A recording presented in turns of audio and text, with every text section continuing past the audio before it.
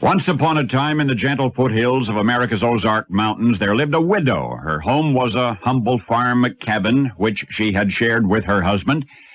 But now she was alone in the world. And one morning toward the hour of noon, 3 men rode on horseback into the farmyard. One of the men dismounted, knocked on the cabin door, explained to the widow that he and his friends were hungry for a hot home-cooked meal. Would it be too much trouble? That is, would she mind cooking such a meal for them? Well, the widow was reticent at first, and yet the strangers did appear hungry, and they were very polite. So she explained that there wasn't much food in the cabin, but they were welcome to what food she did have.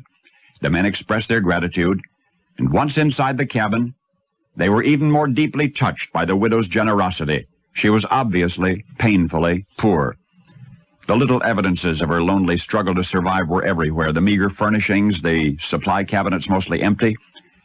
One of the travelers noticed a tear on the widow's cheek and asked the matter, and she responded in this way. She said nobody but she had eaten at that table since her husband's death, and now having men in the cabin again, well, it just reminded her of happier times.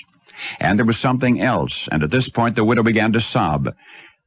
After 4 o'clock that very afternoon, she would be without a home. In less than 4 hours, the man who held a mortgage to her farm would come to foreclose. $800 remained on the mortgage, 100 times more than she could afford to pay.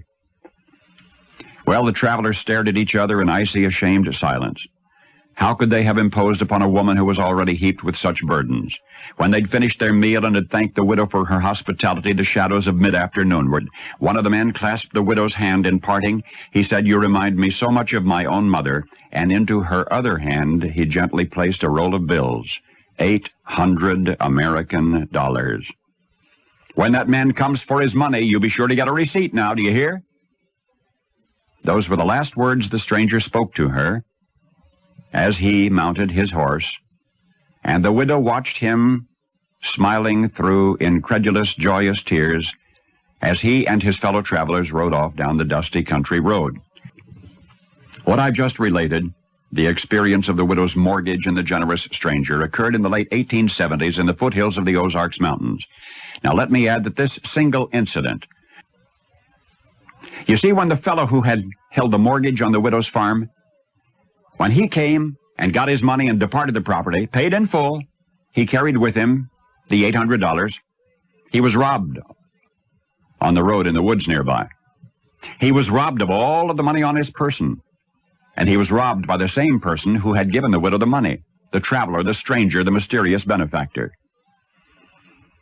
At least once in that mysterious stranger's life, he was a genuine, real-life Robin Hood, taking from the rich and giving to the poor. For the mysterious benefactor was Jesse James. And now you know the rest of the story.